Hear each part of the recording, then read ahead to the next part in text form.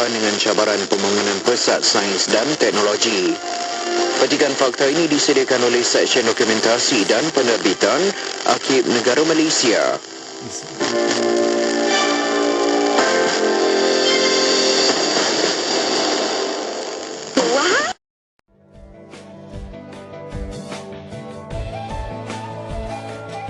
Pahala, rugi.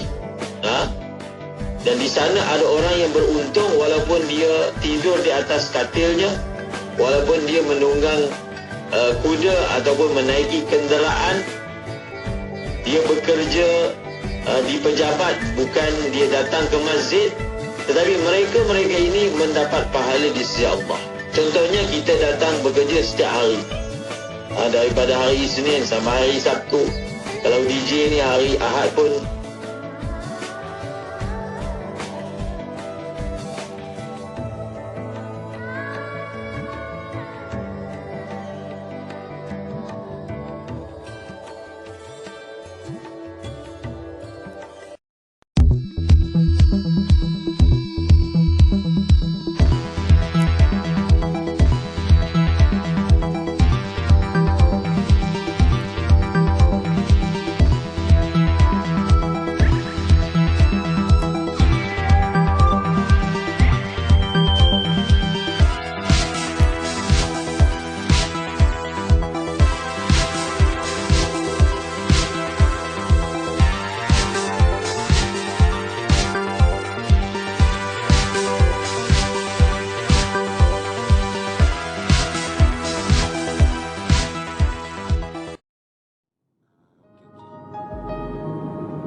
bye. Assalamualaikum.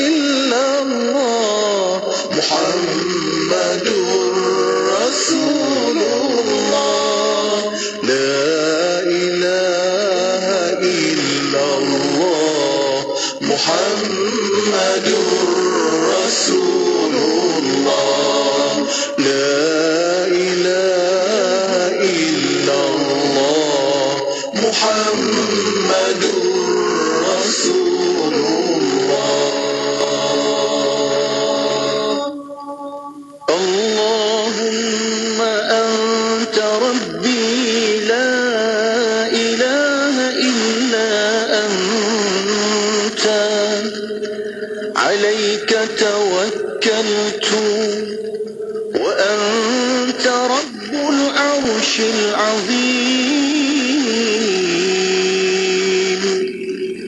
ما شاء الله كان وما لم يشأ لم يكن لا حول ولا قوة إلا بالله العلي العظيم أعلم أن الله على كل شيء قدير وأن الله قد أحاط بكل شيء علما اللهم إني أعوذ بك من شر نفسي ومن شر كل دابة أنت آخذ بناصيتها إن ربي على صراط مستقيم اللهم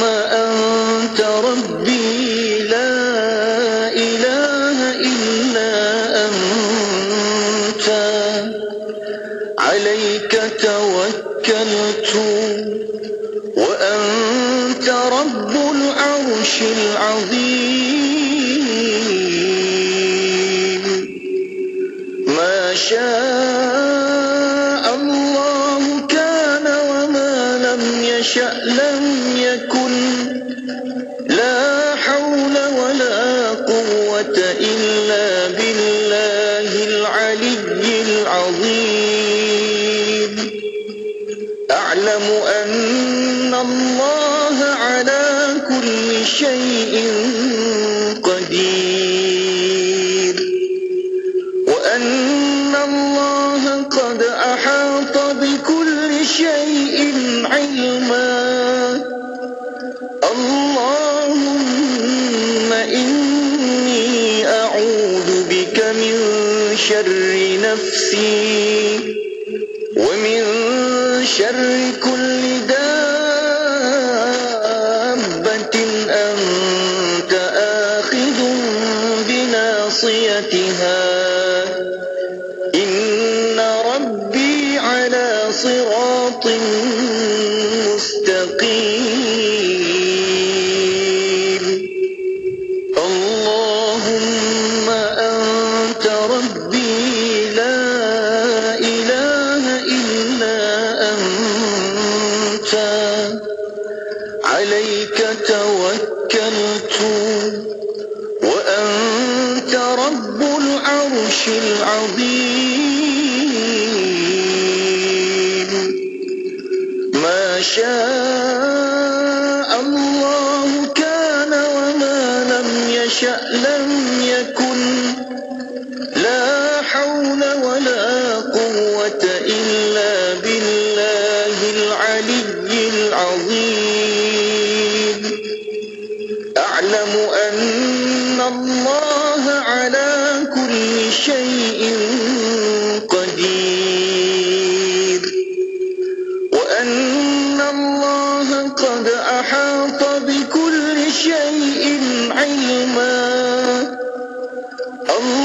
اللهم إني أعوذ بك من شر نفسي ومن شر كل دابة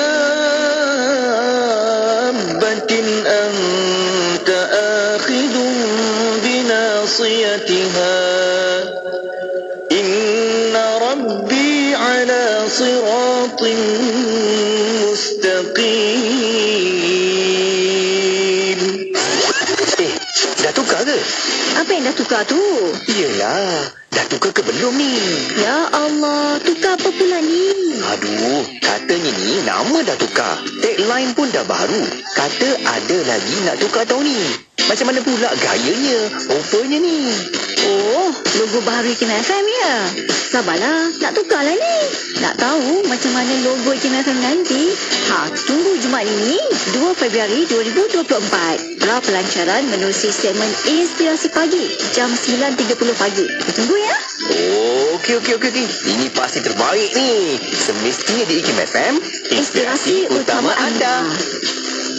Sajian rancangan terbaik dengan pelbagai pengisian maklumat ilmiah yang bermanfaat seperti Kitab Bicara Darah Wanita, Syara & Ikim, Syariah dan Perundangan, Emas & Ikim, Kelvin Bertanya, Islam dan Sains, Tahsinul Ibadah, Resolusi, Tarbiyah, Tadabbur, Laporan Khas dan Bacaan Surah Al-Kahfi bersama Syafiq Saleh dalam Inspirasi Ilmu dari 10 pagi hingga 1 tengah hari hanya di Ikim FM, inspirasi utama anda. Selami ilmu untuk kehidupan kita seharian bersama Syafiq Saleh di Inspirasi Ilmu. Ikim FM, inspirasi utama anda. Ikim FM, inspirasi utama anda. Assalamualaikum warahmatullahi wabarakatuh. Selamat pagi, saya Syafiq Saleh. Macam biasa, kita buka tirai pertemuan untuk Inspirasi Ilmu untuk hari ini 1 Februari 2024 bersamaan 20 Rejab 1445 Hijriah, hari Khamis. Jadi jom kita nak bawakan lagi perkongsian yang baik-baik untuk pendengaran kita. Kalau yang bertugas bekerja, laksanakan apa sahaja dengan sebaik mungkin dan isikanlah yang baik-baik itu untuk kita nak bawa kualiti hidup ni dengan sebaik-baiknya. InsyaAllah itulah sebenarnya tugas kita, peranan kita iaitu khalifah Allah yang sentiasa nak memperjuangkan untuk dapatkan lagi kebaikan. Sebab nanti kita nak tuai amalan-amalan kebaikan ini di akhirat nanti. Jom sekarang kita semai-semai dulu, okey? Jom kita nak terima kasih kepada tim Inspirasi Pagi, Pian dan juga Luke yang sama-sama temankan anda tadi. Nak teruskan selepas ni ada rancangan Tasnul Ibadah. Sebab lepas ni kita nak ada sesi soal jawab bersama dengan Ustaz Amal Lutfi Muharram. Jadi anda boleh hantarkan soalan, pertanyaan, kita nak bincang-bincang tentang isu ibadah. Hantarkan saja ke talian WhatsApp konti 01129004 ataupun boleh tonton live dekat Facebook, dekat YouTube IKIM, dan boleh letakkan di bahagian ruangan komen soalan dan pertanyaan anda. Sekarang kita beri berdahulu bersama dengan Far East, lagunya Nur Syahadah. Kekal bersama IKIM FM, Radio Islami nombor 1 di Malaysia.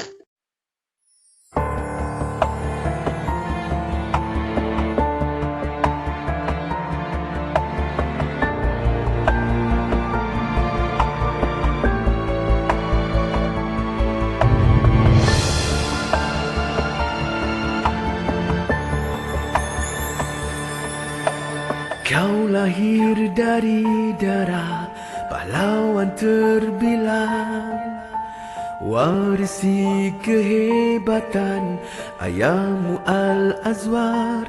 Kentalnya jiwamu di balik hijab yang menutup. Dengan seragam hitam kau menggempur musuh, hingga tak disangka hadirmu basang pria. Tangkasnya gerakmu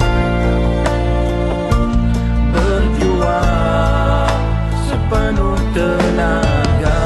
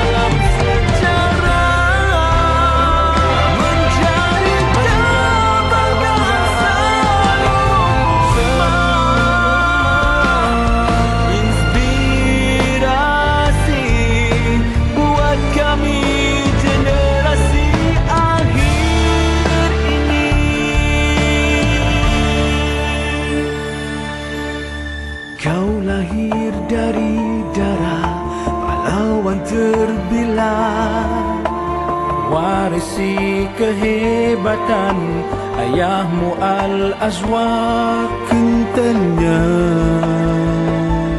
jiwamu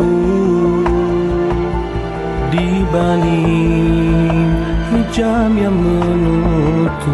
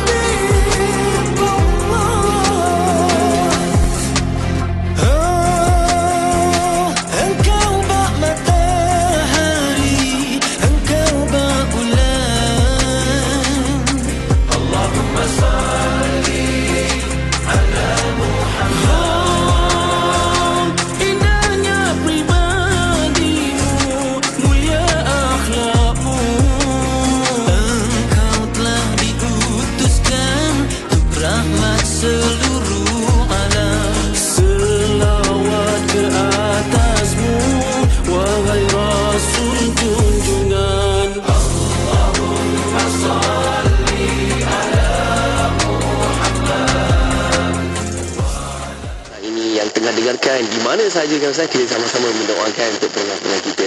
Baik Ustaz, sebagai pertemuan awal kita hari ini, insyaAllah tidak lagi kita ada sesi soal jawab seperti apa yang kita maklumkan. Tapi sebelum kita ada sesi soal jawab itu, boleh tak Ustaz berikan sedikit mukadimah awal sebagai persediaan hati kita, jiwa kita mendengarkan tahsinul ibadah pada pagi ini. Silakan Ustaz. Allahu Akbar. Assalamualaikum warahmatullahi wabarakatuh. Bismillah wassalatu wassalam ala Rasulillah wa ala alihi wa sahbihi wa man wala, amma ba'd. Terima kasih kepada yang dimuliakan Dija Syafiq. Semoga Allah Subhanahu wa taala terus memberi kesihatan, keafiatan dan dapat terus berkhidmat untuk agamanya. Seterusnya yang dirahmati Allah Subhanahu wa taala, sidang pendengar IKIM sekalian. Di awal mukadimah ini saya ingin menarik perhatian kita semua kepada satu perkara, iaitu masjid. Tentang masjid. Bila disebut masjid, ia telah digambarkan oleh Rasulullah sallallahu alaihi wasallam sebagai ahabbul biladi ila Allah, ataupun afdalul biqa'i ila Allah. Sebaik-baik tempat, sebaik-baik bumi di sisi Allah adalah masjid. Dan seburuk-buruk tempat di sisi Allah adalah pasar-pasar. Bila dikatakan bahawasanya masjid adalah sebaik-baik tempat, sebaik-baik tanah, sebaik-baik bangunan, maknanya apa? Maknanya tidak ada bangunan yang lebih baik, lebih mulia, lebih dicintai oleh Allah selain daripada masjid. Dan kita juga dapat faham, kalau satu orang itu dia ingin mendapat cinta kepada Allah, maka hendaklah dia sentiasa datang ke masjid. Salah seorang yang disebut akan diletakkan di bawah naungan Arash adalah orang yang hatinya sentiasa terpaut dengan masjid. Hatinya sentiasa terpaut dengan masjid. Dia pergi mana pun, hati dia kepada masjid. Dia pergi berjalan ke, dia pergi melancong ke, hatinya nak cari kat mana masjid kat sini. Dia pergi Jepun, dia nak cari masjid. Dia pergi UK, dia nak cari masjid. Begitu besar ganjaran yang diberikan kepada orang yang mencintai masjid ini, sehingga diletakkan di bawah naungan Arash saat manusia berada dalam kepanasan. Dan masjid ni dia istimewa, dia tak sama macam bangunan lain. Kita tak boleh buat bising dalam masjid. Nabi tak bagi siapa yang mulut dia bau lepas makan bawang, jangan dekati masjid kami, kerana malaikat akan tersakiti dengan apa yang manusia tersakiti dengan. Manusia tak suka bau busuk, maka malaikat pun tak suka dengan bau busuk. Dalam masjid tak boleh jual beli. Dalam masjid tidak boleh iklan barang-barang yang hilang. Dalam masjid adabnya jangan bawa senjata tajam hunus kerana menakutkan orang Islam. Wa annal masajida lillah fala tad'u ma'allahi ahada. Masjid ni adalah untuk Allah, maka jangan sebut, jangan seru selain Allah dalam masjid. Orang junub tak boleh masuk dalam masjid, orang haid tak boleh masuk dalam masjid. Bila masuk masjid, tanda kita hormat dia, kita semayang 2 rakaat. Masuk masjid baca doa, keluar masjid baca doa, masuk kaki kanan, keluar kaki kiri. Ini semua menunjukkan bahawasanya kita kena bezakan bangunan yang namanya masjid dengan bukan masjid. Dalam masjid dengan luar masjid kena ada perbezaan. Bagus, kita lihat pada hari ini kecenderungan untuk membawa orang ke dalam masjid, tapi jangan sampai semua benda kita nak bawa masuk dalam masjid. Itu tak betul. Tak betul. Bukan cara memesrakan orang dengan masjid. Semua benda kita bawa masuk dalam masjid. Bawa masuk dalam masjid. Tak betul. Menonton bola sehingga ada tempat menonton bola dalam masjid. Bermain bola dalam surau. Ini semua tidak betul. Ini semua adalah perkara yang tidak betul. Kita perlu fahamkan orang keistimewaan masjid, kehormatan masjid supaya respect kepada masjid itu ada. Jangan orang masuk masjid sama macam dia rasa masuk rumah. Seperti mana masuk rumah dia tak ada apa-apa respect, maka masuk masjid pun tak ada apa-apa respect. Semua benda yang kita akan masukkan ke dalam masjid. Satu orang dia faham, dia tak akan bawa masuk orang pergi tengok bola dalam pejabat dia. Ini pejabat tempat kerja, takkan tengok bola pula. Ini kelah bukan tempat tengok bola. Ini masjid lebih besar daripada itu. Semoga Allah mengurniakan kepada kita kecintaan kepada masjid dan kehormatan kepada masjid. Masjid ni dari kehormatan dia, ada kemuliaan dia, dan anak kita kena hendaklah dibesarkan dalam keadaan menghormati masjid dan merasakan masjid ni tempat mulia. Saya perlu berbeza. Sebelum masuk masjid bising, gelak, ketawa. Masuk masjid diam. Menunjukkan apa? Menunjukkan orang ini dia faham tempat ini apa dia punya hak dia, apa dia punya kedudukan dia. Wallahu a'lam. Masya Allah, itu dia Ustaz, penting kan berkaitan dengan masjid ataupun surau tempat kita beribadah, dan semua itu perlu kita letakkan syiar yang tertinggi dalam kehidupan kita.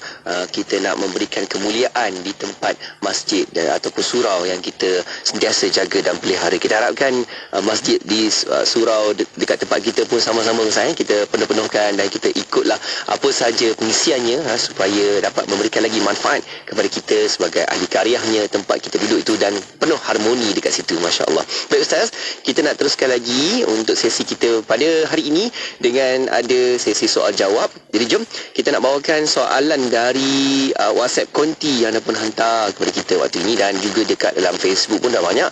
Nanti kita akan bacakan soalan anda satu persatu. Okey Ustaz, saya nak tanya, bolehkah kita angkat tangan berdoa semasa khutbah Jumaat di waktu antara dua khutbah itu? Bagaimana Ustaz? Silakan. Apabila doa dibaca, disunatkan angkat tangan, kecuali kalau kita berada dalam solat. Kita tidak mengangkat tangan berdoa dalam solat kecuali doa qunut. Kita akan berdoa dalam keadaan mengangkat tangan.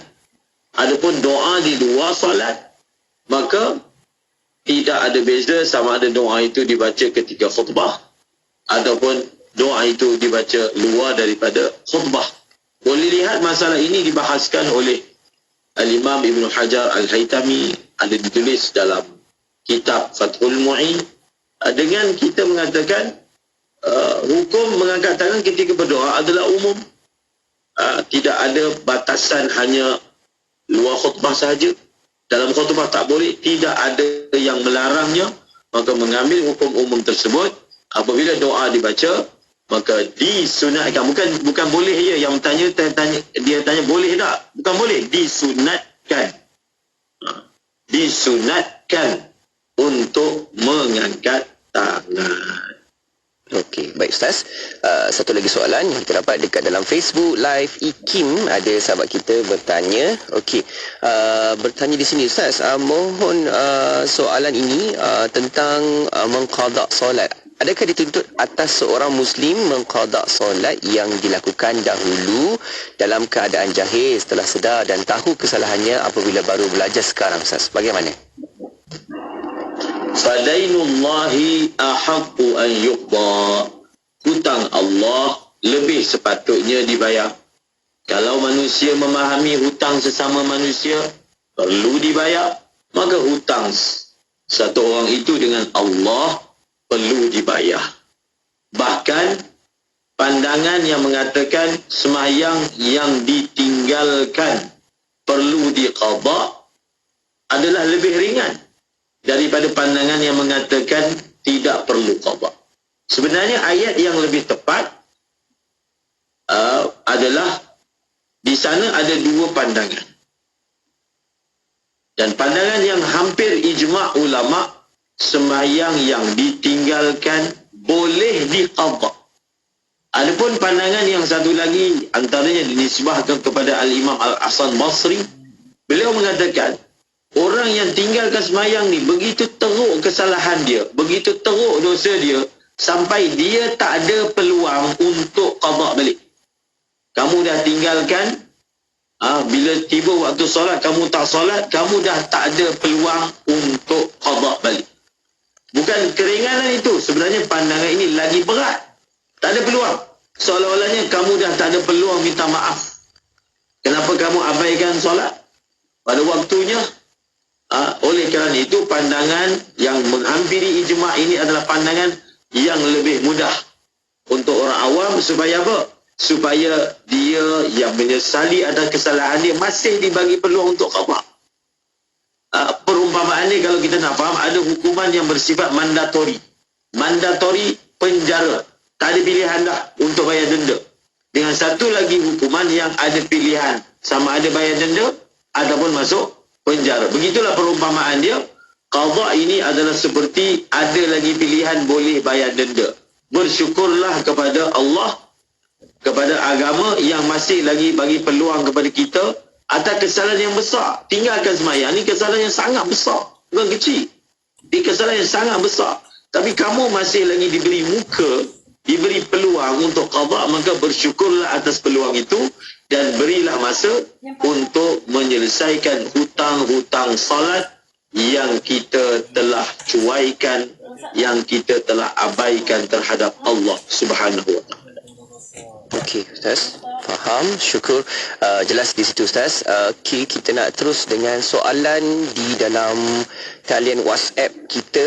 Ada sahabat kita bertanya, Ustaz, boleh tak kita bagi zakat ASB kita kepada adik kandung kita, tapi dia dapat banyak harta pusaka juga ni dari arwah mak saya, seperti tanah-tanah, kebun-kebun, kebun-kebun buah, rumah pusaka pun adik saya dapat, sebab waris lain tak mahu. Cuma dia tak kerja, dia hanya seorang diri, statusnya seorang janda, Ustaz. Bagaimana? Begini, zakat ni, apakah syarat sah bayar zakat? Apakah syarat sah bayar zakat? Pertama, syarat sah bayar zakat niat. Niat. Kalau kita bagi harta kita, bagi duit misalnya kepada satu orang, kita tak niat sebagai zakat, dia tak jadi zakat. Untuk menjadikan dia dihukum sebagai zakat, pertama kena niat ini zakat diriku, atau ini sedekahku yang wajib. Itu yang pertama. Yang kedua, syarat sah bayar zakat ini hendaklah disampaikan kepada asnaf yang betul. Justru menjawab soalan yang ditanya, apa pun jawapan dia adalah adakah adik kita itu asnaf ataupun tidak. Kerana tidak ada istilah asnaf zakat adik ke abang ke, tak ada.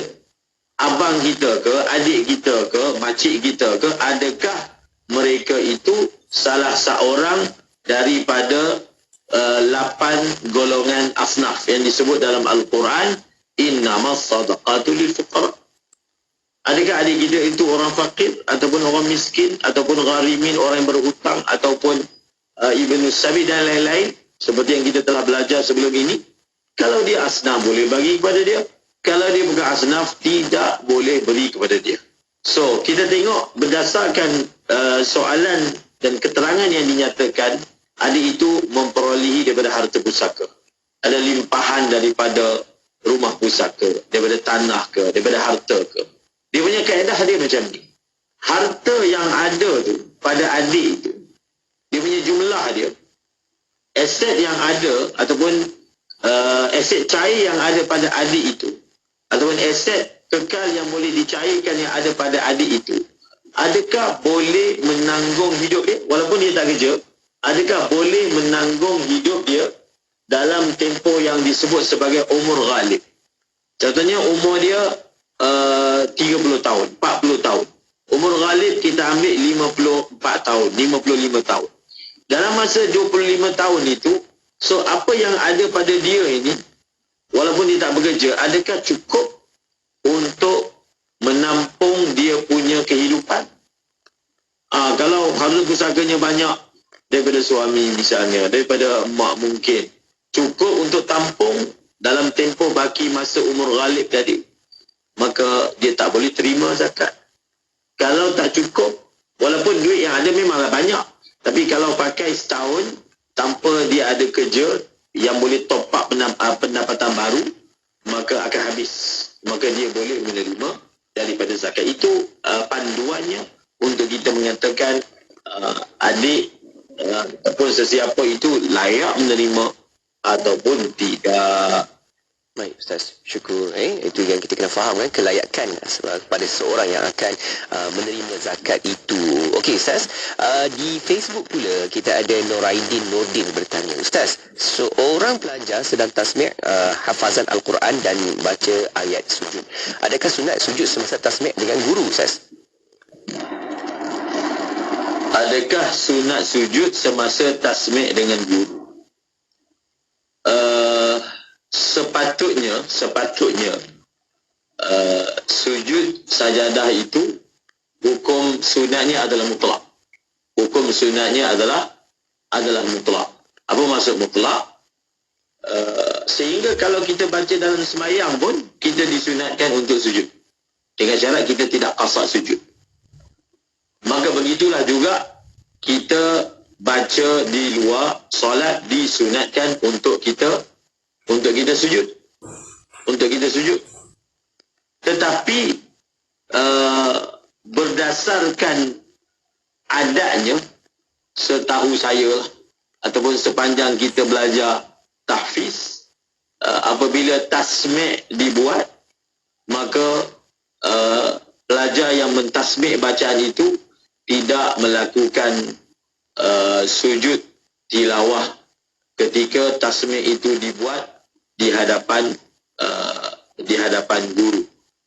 Mungkin kerana mengambil rukhsah bahawasanya sujud tilawah itu hukumnya sunat, dan apabila hukumnya sunat ia tidak wajib dilakukan. Adapun kalau misalnya tasmi' yang dibuat, kalau di madrasah di India, Pakistan, mereka mentasmi' misalnya 30 juzuk, dan sujud sajadah ini hukumnya menghampiri wajib dalam mazhab Al-Imam Abu Hanifah.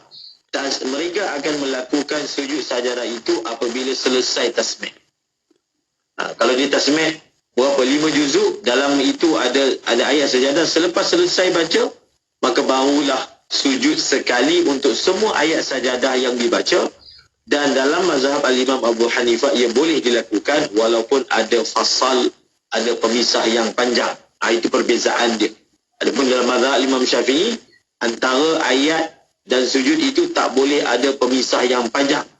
Kalau ada pemisah yang panjang, maka sudah hilang peluang untuk melakukan sujud tilawah. Okey, baik Ustaz. Kita ambil satu soalan Ustaz sebelum kita berehat. Okey, soalan di Facebook juga, namanya Halijah. Okey, Ustaz, kalau kita naik pesawat dari Johor Bahru ke Al-Usta pukul 7.45 malam, saya tak sempat solat maghrib, bolehkah sampai di Al-Usta saya buat solat jamak takhir? Ustaz, bagaimana? Jawapannya boleh. Kalaulah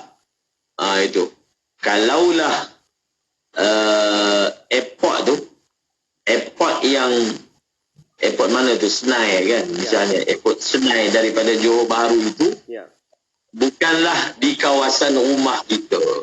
Faham tak? Maksudnya orang ni rumah dia tu memang dekat airport. Kalau dia pergi airport pun dia masih lagi belum keluar dari kawasan rumah dia. Contoh, orang ni tak boleh. Orang ini dia tak boleh untuk apa? Untuk melakukan jamak takhir.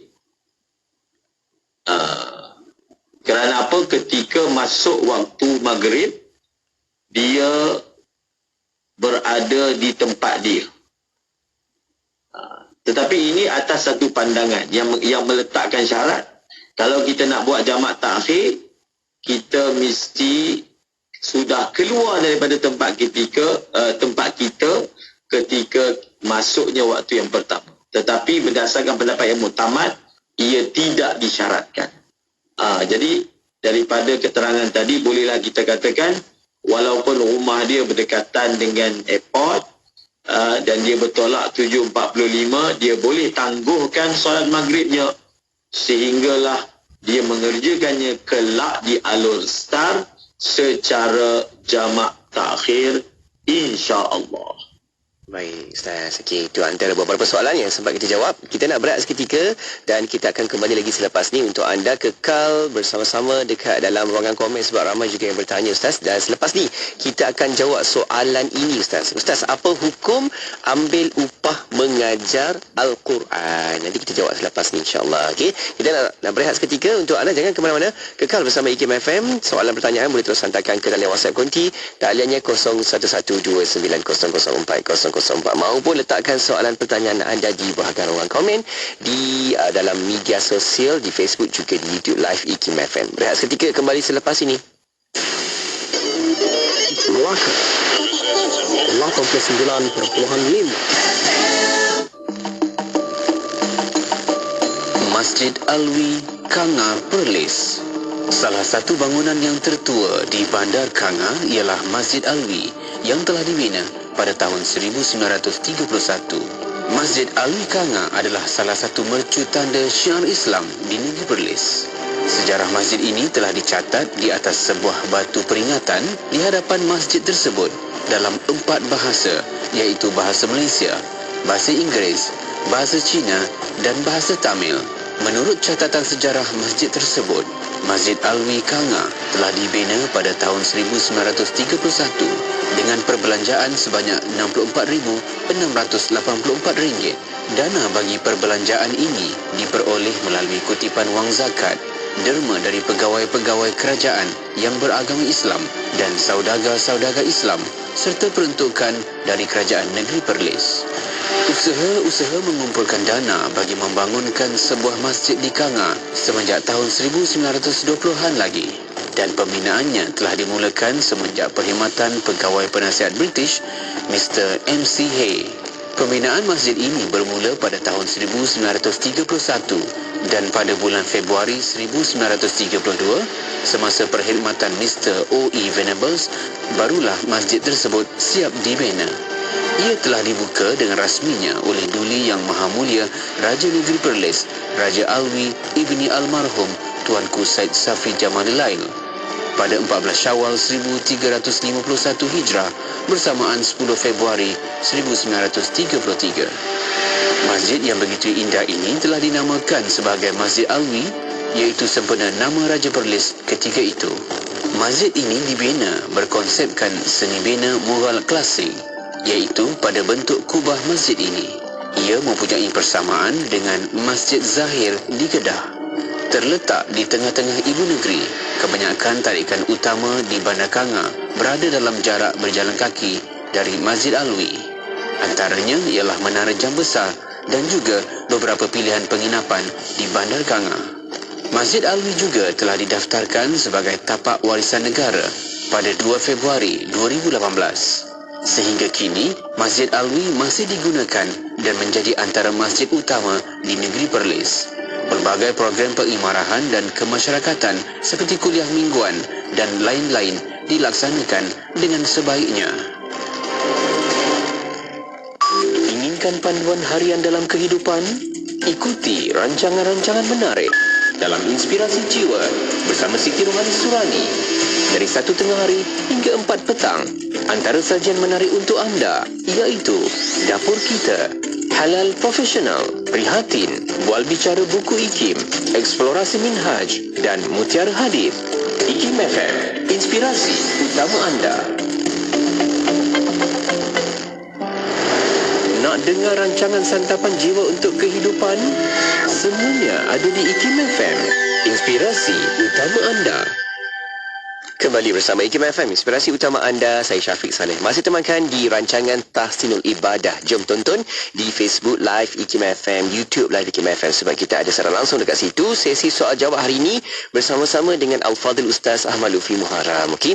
Dan sebelum kita berehat tadi, kita bacakan soalan dari sahabat pendengar kita yang hantarkan.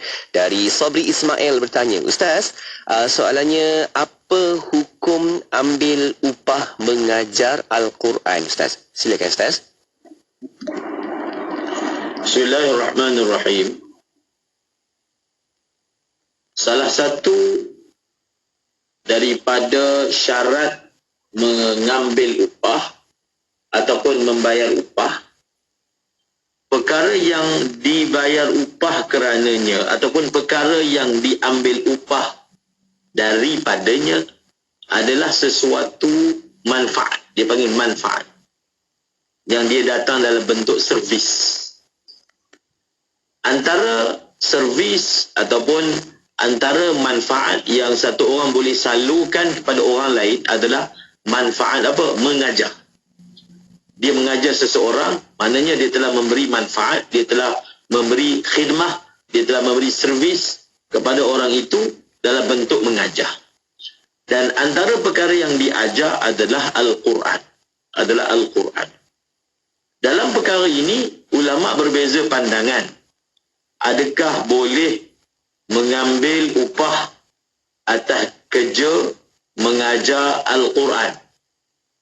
Di dalam mazhab Al-Imam Asy-Syafi'i, seperti mana perbahasan ini ada disebutkan dalam kitab At-Tibyan fi Adabi Hamalatil Quran, yang dikarang oleh Al-Imam Nawawi berdasarkan hadis inna ahaqqa ma akhaztum alaihi ajran kitabullah.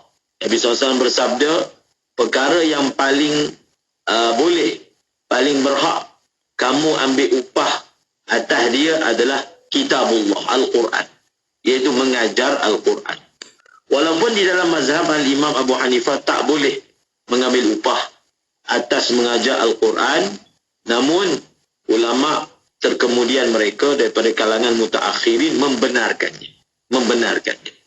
membenarkannya kerana melihat kepada keadaan zaman sekarang yang mungkin kalaulah tak diberi upah orang mengajar Al-Quran menyebabkan kelapangan ataupun kesudian orang untuk mengajar Al-Quran itu akan menjadi menguncuk. Maka mereka juga telah memfatwakan bahawasanya boleh mengambil upah daripada mengajar Al-Quran. Mengajar Al-Quran adalah satu bentuk manfaat yang orang diajar itu mendapat faedah daripadanya.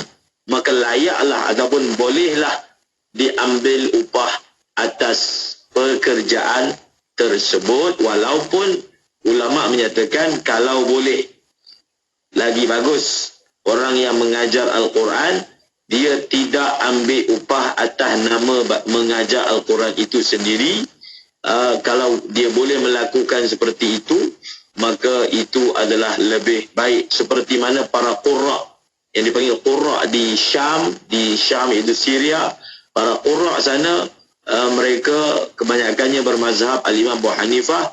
Mereka sangat jaga dalam bab ini, iaitu mereka tidak sudi untuk mengambil sebarang upah atas kerja mereka mengajar Al-Quran terhadap anak murid mereka. Walhasilnya hukumnya adalah boleh, dibenarkan, dan pendapatan daripadanya adalah bersih, adalah halal, dan disarankan juga kepada guru-guru yang mengajar Al-Quran. Di samping kita mengambil upah, ada juga ruang-ruang yang kita bagi ataupun ada orang-orang yang kita ajar tanpa kita mengambil upah, supaya kita dapat amalkan juga apa? Mengajar Al-Quran tanpa kita mengambil upah. Walaupun dari segi fatwanya boleh, tapi biarlah ada juga ruang-ruang yang kita berikan juga untuk umat secara percuma sebagai khidmat kita kepada Al-Quran sekaligus khidmat kita kepada agama. Yang salahnya ulama mengatakan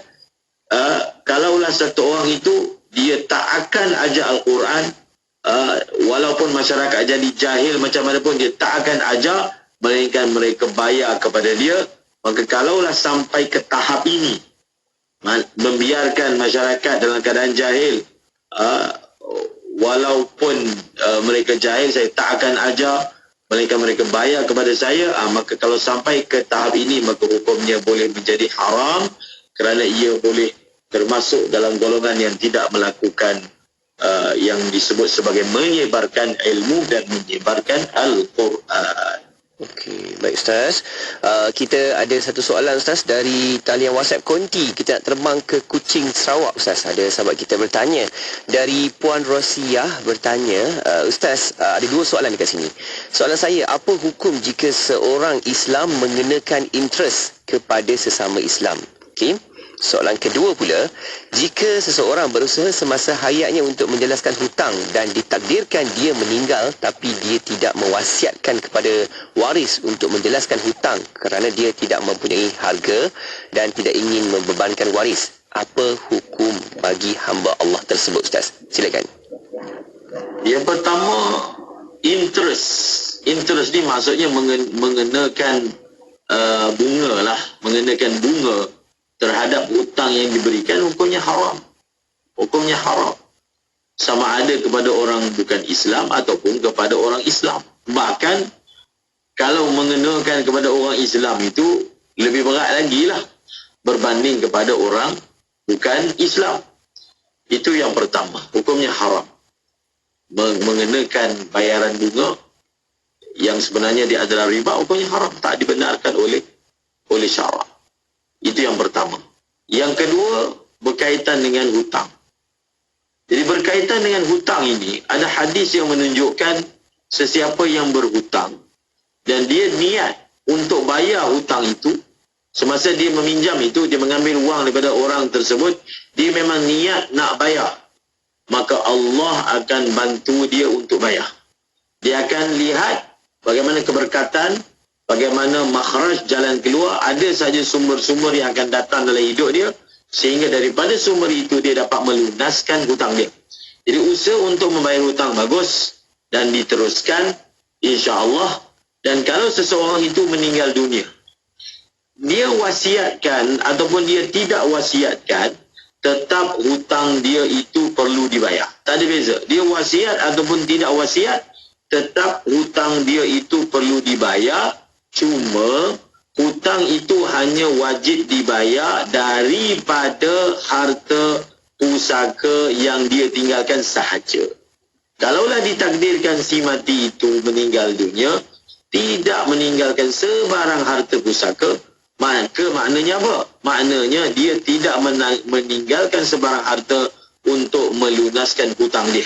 Tak wajib bagi ahli waris dia yang dia tinggalkan untuk bayar hutang dia menggunakan duit mereka, tak wajib. Hatta kalau dia wasiat sekalipun tak wajib. Tak wajib. Untuk mereka apa? Untuk mereka menggunakan duit mereka sendiri untuk membayar hutangnya. Adapun kalau dia meninggalkan harta pusaka, wajib dibayar hutangnya daripada harta pusaka tersebut. Bahkan tidak boleh dibahagi-bahagikan harta pusaka itu, melainkan apa? Melainkan telah selesai daripada pembayaran hutangnya. Kalaulah hutang dia banyak sangat, habis dah semua harta pusaka, hutang pun tak habis lagi, maknanya tidak adalah pusaka kepada waris. Kecuali kalau waris ni harta pusaka ada tapi waris ambil tanggungjawab untuk bayar hutang daripada duit mereka, maka mereka boleh agihkan harta pusaka itu.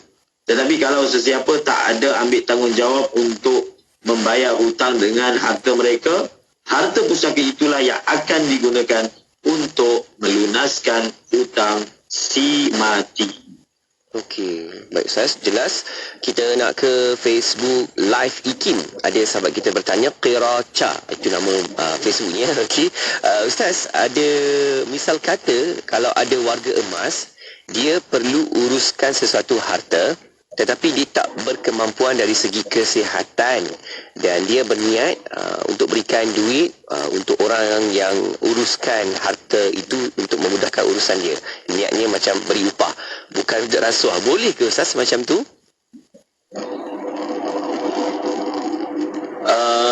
Soalan ni agak sama-sama urusan apa yang dimaksudkan, dan orang yang menguruskan itu adakah dia membelakangi undang-undang ketika dia menguruskan, dan dia hanya melicinkan kerja apabila dia dibayar. Itu semua tak jelas. Tak jelas daripada soalan yang ditanya, cuma kita sebut beginilah. Secara umumnya mewakilkan orang lain menguruskan harta kita, hukumnya boleh. Itu memang dilakukan daripada zaman dahulu lagi. Kita wakilkan orang lain uruskan harta kita, dan kita bayar duit untuk tujuan tersebut, perkara yang jelas dibenarkan, hukumnya adalah dipanggil ijarah. Tetapi kalau ketika dia nak uruskan harta kita, dia perlu melakukan perkara-perkara yang membelakangi undang-undang, yang salah lah segi undang-undang, tetapi dia tutup mata apabila dia dibayar sesuatu amount, maka itu dipanggil rasuah. Itu dipanggil apa? Itu dipanggil rasuah. Maka hukumnya tak boleh untuk kita membayar rasuah tersebut atas tujuan meletak di bawah kaki ataupun membelakangkan undang-undang. Kecuali ada satu keadaan, satu orang ini dia memang berhak untuk perkara tersebut. Dia berhak. Tetapi pihak yang bertanggungjawab ni, dia enggan untuk luluskan. Sedangkan itu memang hak kita. Hak kita. Kita telah dizalimi. Dan pihak yang bertanggungjawab itu meminta sejumlah wang, barulah dia nak bagi hak kita. Hak kita. Sepatutnya kita tak perlu pun bayar untuk mendapatkan hak tersebut. Tetapi pihak tersebut telah membelakangikan hak kita demi untuk mendapatkan wang. Pada ketika itu kita boleh bayar. Kita boleh bayar, dan dalam keadaan ini kita tidak mengambil hak orang lain, melainkan hak kita sendiri. Walaupun atas kaedah ma haruma akhduhu haruma i'ta'uhu, sesuatu yang haram diambil, haram dibagi, kecuali dalam masalah ini, iaitu hak kita ditidakkan, dinafikan secara zalim. Orang itu meminta bayaran, kalau kita bayar, kita tidak berdosa. Yang berdosa adalah pihak yang meminta bayaran, memeras bayaran secara zalim. Okey, baik Ustaz. Syukur, jelas Ustaz. Kita ada satu lagi soalan Ustaz berkaitan dengan jual beli emas. Okey, sahabat kita Abu Amar bertanya, Ustaz, apa hukum kita beli emas pada hari ini dan jual esoknya kerana harga pasaran emas tu meningkat? Ustaz, bagaimana? Kalau emas yang kita beli itu kita telah qada, kita telah ambil, kita telah pegang, terpulang, kita nak jual esok ke, kita nak jual petang ke, tak ada masalah. Kerana asalnya emas itu kita punya. Wa ahallallahu al-bai'a wa harrama riba. Allah menghalalkan jual beli dan Allah mengharamkan riba, dengan syarat-syarat jual beli yang biasa, iaitu kalau jual emas tidak boleh bertangguh misalnya. Kalau jual sesuatu barang itu memang sudah ada dalam milik kita, bukan kita jual benda yang tidak ada, ataupun kita jual sesuatu di atas angin. Sekiranya cukup segala syarat-syaratnya, maka hukumnya adalah harus untuk berbuat demikian. Okey, Ustaz, kita ada soalan berkaitan dengan fidyah, Ustaz. Okey, kita cuba gabungkan soalan-soalan ini. Ada dua soalan kat sini. Yang pertama daripada Puan Sarbiah bertanya, Ustaz, fidyah wajib dibayar untuk si mati yang telah tidak dapat berpuasa di bulan Ramadan kerana sangat uzur. Adakah waris wajib mengqadakkan puasanya? Itu satu. Yang kedua, Abu Amar bertanya, Ustaz, bolehkah bayaran fidyah ni dibayar kepada sekolah agama? Yang mana untuk bil-bil gaji ke guru mereka yang tertunggak itu, atau wajib kepada individu, Ustaz? Bagaimana? Yang pertama, apabila seseorang meninggal dunia dan ada fidyah puasa. Fidyah dengan makna fidyah ada hari-hari yang dia tinggalkan puasa. Untuk hari-hari yang ditinggalkan puasa ada dua pilihan. Sama ada bayar fidyah ataupun kita qada. Salah satu. Bayar fidyah pun boleh, kalau dah bayar fidyah tak perlu qada. Kalau kita dah qada tak perlu bayar fidyah. Pilihan. Itu yang pertama. Dan ini adalah qaul qadim mazhab al-Imam Syafi'i yang ditarjaikan bahawasanya boleh berpuasa bagi pihak si mati. Yang kedua adalah adakah fidyah itu boleh diberikan kepada institusi? Jawapannya, masrif ataupun tempat bayar fidyah ni bukanlah sama dengan asnaf zakat. Maksudnya apa? Maksudnya, kalau asnaf zakat itu ada 8, tetapi tempat nak bayar fidyah ini hanyalah kepada fuqara dan masakin. Apa maksudnya? Fidyah itu mesti diserahkan kepada individu. Kepada apa? Kepada individu yang fuqara, individu yang miskin. Tak boleh diserahkan hanya kepada institusi, tetapi dia akhirnya, kalau bagi kat institusi pun, institusi itu wakil sahaja. Akhirnya mesti diserahkan kepada fuqara dan masakin. Kita bagi untuk buat bangunan ke apa, tak boleh. Tak boleh.